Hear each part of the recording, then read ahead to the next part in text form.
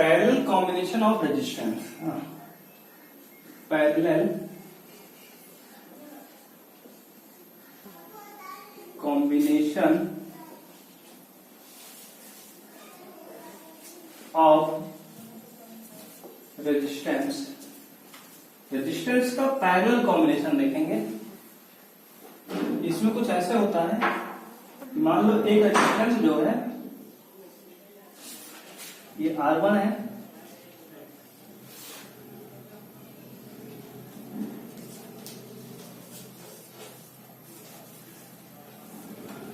ये R2 है,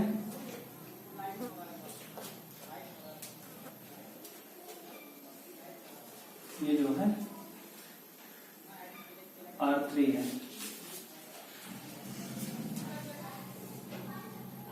थोड़ा फिगर छोटा कर लेते हैं।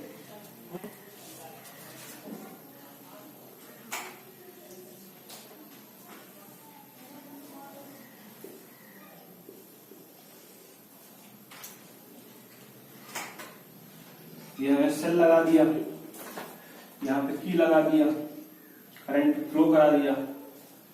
अब यहां से मान लो बैटरी से यार, मान लो बैटरी से आई करंट यहां से निकला, बैटरी से आई करंट निकला यहां से, तो यहां तक तो आई करंट ही जाएगा, यहां तक तो आई करंट जाएगा।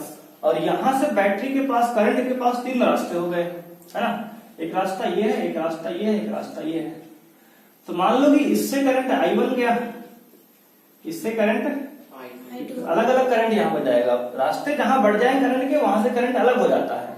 और यहां से करंट हो गया I3, तो करंट वहां से बढ़ेगा जहां से रास्ते अलग होंगे। तो यहां से तीन रास्ते जाने के थे, इसमें मान लो I1 करंट गया, इसमें I2 गया, इसमें I3 गया।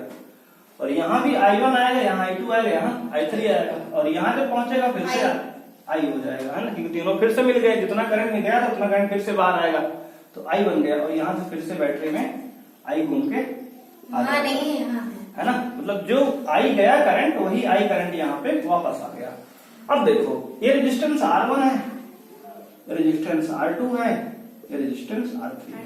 यानी कि पैरेलल कॉम्बिनेशन में होता क्या है कि तीनों रेजिस्टेंस, जितने भी रेजिस्टेंस हैं, उनका पहला वाला पार्ट, सिरा यानी पहला वाला एंड एक साथ जुड़ेगा, दूसरा वाला एंड सारे एक साथ जुड़ेंगे। इस तरीके से इसे कहते हैं पैरेलल कॉम्बिनेशन। बात समझ रहे हो, वहां एक के साथ एक जोड़ते चले गए लाइन में ही। यहाँ पे सबका पहला सिरा यानी पहला एंड एक साथ जोड़ दिए, दूसरा एंड सबका एक साथ जोड़ दिए, ये होता है पैरेलल कॉम्बिनेशन। अब बात करें, यहाँ पोटेंशियल डिफरेंस जो है सबका सेम रहेगा। यहाँ करंट डिफरेंट है सबका, तो यहाँ पे जो पोटेंशियल डिफरेंस होगा यहाँ से यहाँ के बीच का पोटेंशियल डिफरेंस पूरा ये दोनों एंड के बीच का पोटेंशियल डिफरेंस V है, ठीक है ना। दोनों एंड के बीच का पोटेंशियल डिफरेंस V ही रहेगा, मतलब पोटेंशियल डिफरेंस यहां सेम रहेगा। इस बात को नोट भी कर लेंगे कि in parallel combination, in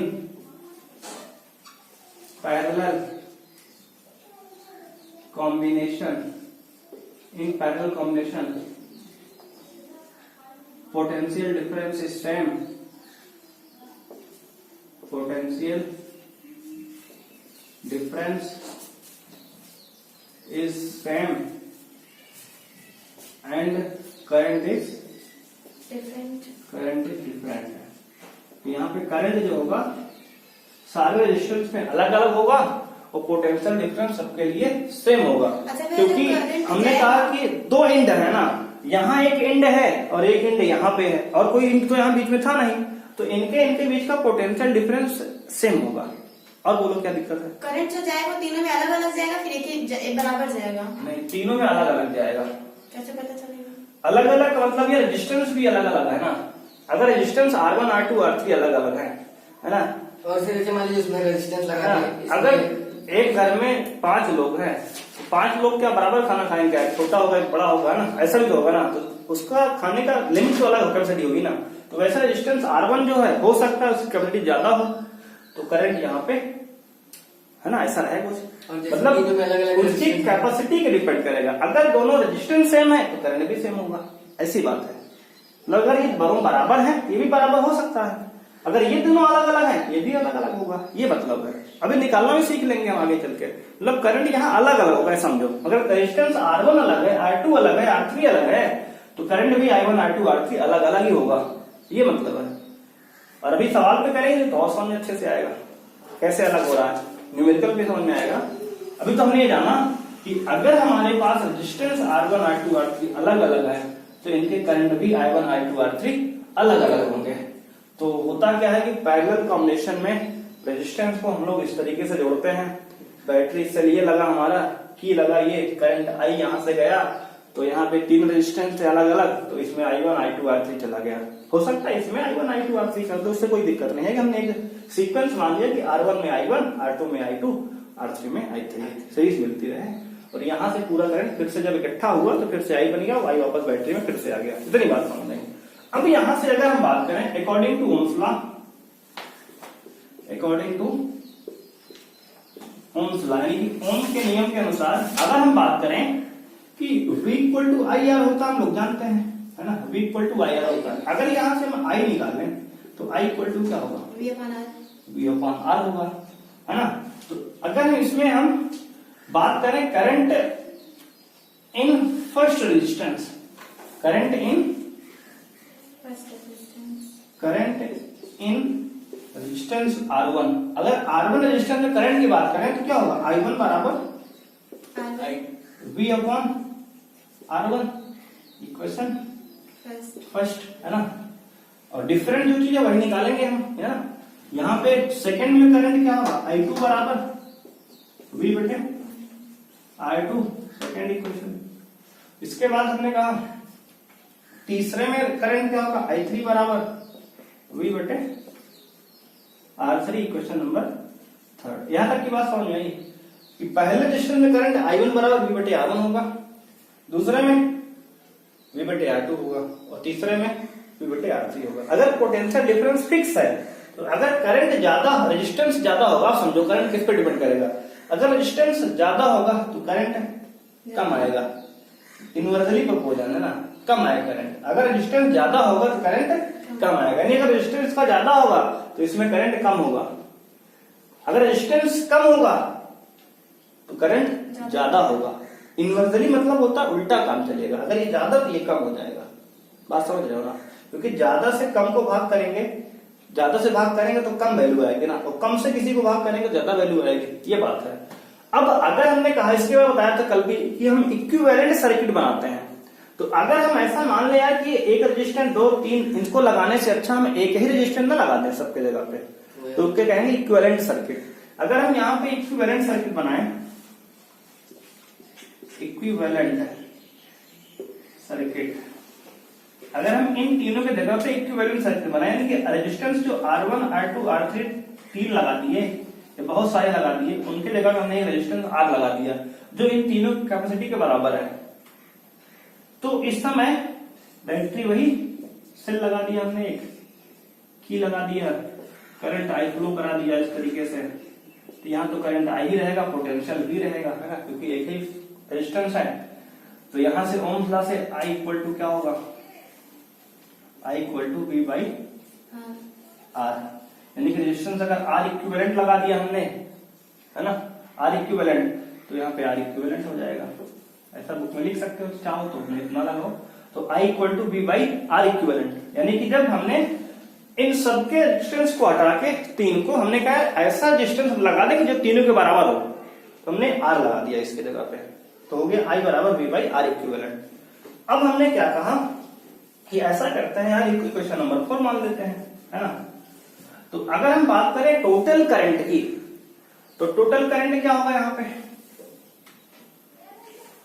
total current, total current ये ना I बराबर I1 plus I2 plus I3, है ना, क्योंकि इस बैटरी में I करंट निकला यहां से और ये तीनों बड़ा था I1 plus I2 plus I3। अगर हम I की वैल्यू निकालना चाहें तो I1 I2 I3 जोड़ देंगे तो I निकल आएगा। अब यहां से equation first second third fourth से I सब की वैल्यू पुट कर दो वहां पे, तो वैल्यू पुट करेंगे यहां से, तो I की वैल्यू क्या है, V बटे R इक्विवेलेंट बराबर V बटे R1 प्लस V बटे R2 प्लस V बटे R3, है ना।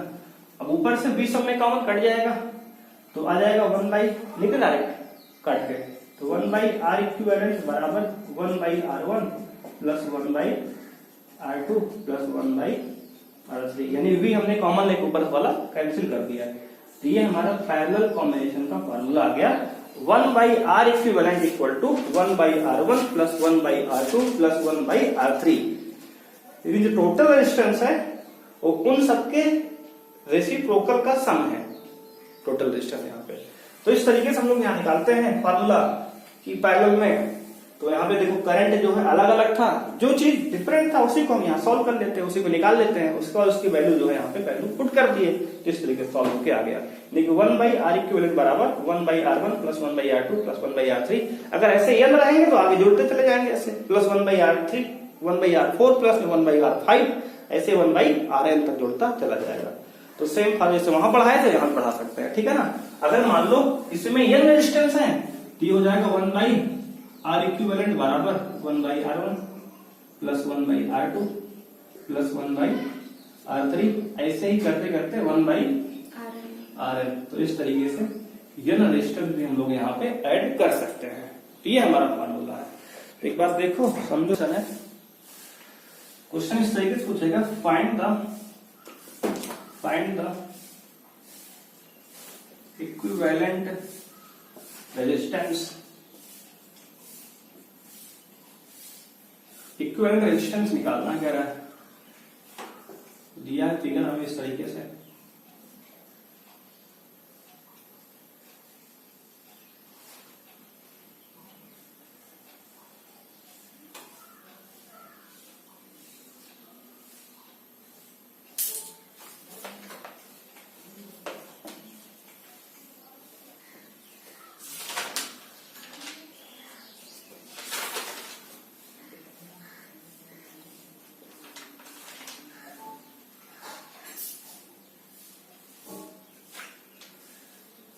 एक ओम, 2 ओम, 3 ओम,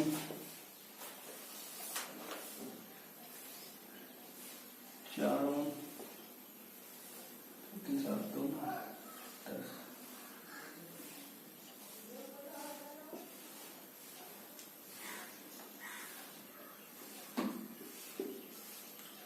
तो क्या है, find the equivalent resistance and current. And ohm की जगह वो रेजिस्टेंस की जगह ओम कहां से? रेजिस्टेंस का यूनिट क्या होता है? अच्छा ohm. Find the resistance and current in each resistor, इतना ही करो। Find the equivalent resistance and current. तो हमें इक्विवेलेंट रेजिस्टेंस निकालना है और करंट भी निकालना है। ये पहला क्वेश्चन है, देखो कोशिश करो फिर।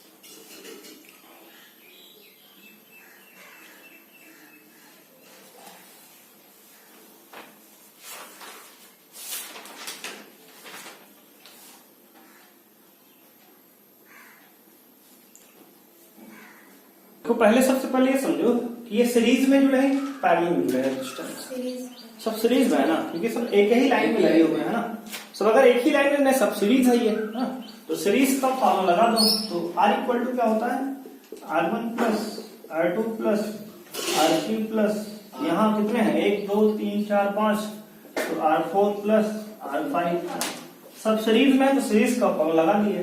तो R इक्वल टू R1 ये है R2, इसको R1 मान लो, इसको R2 मान लो, इसको R3 मान लो, इसको R4 और ये R5। तो यहाँ पे हो जाएगा R1 की वैल्यू 1, तो 1 प्लस R2 की वैल्यू 2 प्लस R3 3 है, R4 4 है, R5 5 है ना, सबकी वैल्यू उसी प्रकार है। तो R बराबर सबको जोड़ लो, तो 1 से लेकर 5 तक के नंबर का सम क्या होगा, 5 4 9 3 12 14 1 15, तो R बराबर आ गया 15 ओम, यानी कि इक्विवेलेंट रेजिस्टेंस जो आ गया R इक्विवेलेंट कितना आ गया 15 ओम। तो टोटल रेजिस्टेंस जो है इक्विवेलेंट रेजिस्टेंस कितना है 15 ओम आ गया, एक आंसर ये हो गया।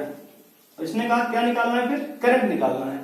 तो करंट इक्वल टू, देखो हमने बताया था कि सीरीज में करंट क्या होता है, सेम होता है, सीरीज में करंट सेम होता है, तो सब में करंट सेम होगा, जो करंट यहाँ होगा वही करंट यहाँ होगा, यानी कि अगर आई करंट यहाँ है यार तो आई ही करंट यहाँ होगा, और आई करंट यहाँ होगा, यही आई यहाँ भी होगा, और यही आई यहाँ भी होगा, और यही आई वापस भी आएगा, यानी कि सीरीज में करंट जो है सेम होता है। देखो जो डेरिवेशन में चीजें आप समझे हैं उसको बिल्कुल हमें याद करना है, समझना है, उसी पे न्यूमेरिकल लगने हैं। करंट आई सीरीज में करंट सेम होता है, तो करंट सेम है, कोई बातें नहीं है।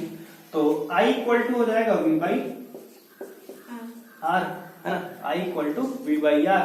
तो I इक्वल टू V की वैल्यू कितना है 45 वोल्ट बैटरी दिया है, तो 45 वोल्ट अपॉन रेजिस्टेंस कितना है 15 ओम, कैंसिल करेंगे इसको, 15 एकम 15 दिया 45, तो I बराबर 3 एम्पियर, है ना।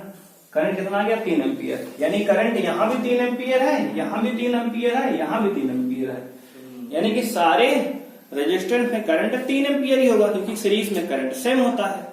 ये सारी बातें तुम्हें समझनी पड़ेगी भाई।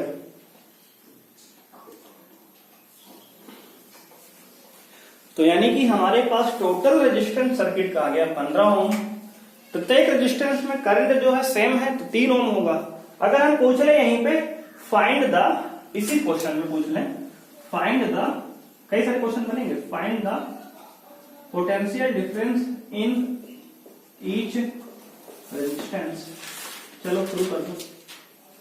प्रत्येक रेजिस्टेंस में पोटेंशियल डिफरेंस निकालना है। लो 1 मिनट का समय ले लो। तो अब करंट सम में आ गया, तो रेजिस्टेंस 15 ओम टोटल था, इसको मिटा लेते हैं। रेजिस्टेंस हमने लिख लिया R इक्विवेलेंट बराबर 15 ओम, तो बात क्लियर हो गई थी। अब अगर हमने निकालना है इसका R1 का पोटेंशियल डिफरेंस, मान लो पोटेंशियल V1 है, तो V1 equal to I R1 होगा, क्योंकि I सब में सेम है ना, तो V1 बराबर I R1, क्योंकि V बराबर I R होता है फार्मूला, ओम्स ला लगा दिए, V1 बराबर I R1, तो I की वैल्यू है 3 इंटू R1 की वैल्यू है 1, तो 3 बन जा 3 वोल्ट। तो यानी कि हमारे पहले वाले रेजिस्टेंस, जिसका रेजिस्टेंस कितना 1 ओम है, उसमें पोटेंशियल होगा 3 वोल्ट का, उसमें होगा 3 वोल्ट का। अगर ऐसा ही सिमिलरली V2 की बात करें तो V2 बराबर I R2 होगा, है ना, तो I की वैल्यू 3 और RT की वैल्यू 2, 3 2 जा 6 वोल्ट। तो दूसरे में इसका पोटेंशियल कितना होगा, इसका पोटेंशियल 3 वोल्ट है, इसका पोटेंशियल 6 वोल्ट होगा, है ना। ऐसे V3 का निकाल लो, तो V3 का हो जाएगा I R3, इसका पोटेंशियल 3 इंटू 3 यानी कि 9 वोल्ट, ठीक है ना। सब पर निकाल एक चीज और दिखाते हैं फिर। V4 बराबर क्या होगा 3 इंटू 4 है वहां पे, 4 3 12 वोल्ट। ऐसे ही V5 निकालो, तो V5 बराबर होगा I R5 यानी कि 3 इंटू 5 यानी कि 15 वोल्ट। अब अगर हम V इक्वल टू क्या V1 plus V2 plus V3 plus V4 plus V5, अगर पूछे आप टोटल पोटेंशियल निकालो, तो टोटल पोटेंशियल कितना आना चाहिए 45, क्योंकि 45 को तो हमने बांटा ना सब में। अगर इसको जोड़ो तो 45 आ जाए, हमारा आंसर सही है। चेक कर लो, आ रहा होगा 45, चेक करके देख लो एक बार। इसमें दो एक साथ आ रहा है क्या? नहीं। देखो इसने दिया कि कह रहा है कि फिगर दिया गया है ना, फिगर आपको दे दिया इतना, कह रहा है through the resistor of 5 ohm, through the resistor of 5 ohm a current of 1 ampere is flowing, a current of 1 ampere is flowing, यानी कि आपके 5 ओम वाले रेजिस्टेंस से 1 एम्पियर करंट फ्लो हो रहा है। ये बता, यहां दिया भी है, यहां बता भी दिया है ना। और कह रहा है क्वेश्चन नंबर फर्स्ट इसमें पूछा, कह रहा है कि what is the current, what is the current through the other two resistor, what is the current, what is the current other two resistor. Other two resistor में कितना करंट होगा, मतलब इस वाले और इस वाले में, ये पूछ रहा हमसे। और सेकंड इसमें क्वेश्चन पूछा हमसे, कह रहा है कि what is the potential difference, what is potential difference across A B and A C. A B और ए सी में कितना पोटेंशियल डिफरेंस होगा। थर्ड पूछा इसने, what is the total resistance, what is the total resistance, total resistance कितना होगा, clear है ना बात। बस ये 3 सवाल का उत्तर है दो, तो समझ में आ गया तुम्हें, है ना। वेरी शॉर्ट आंसर है, ये रहा सवाल, 1 मिनट का समय है ना।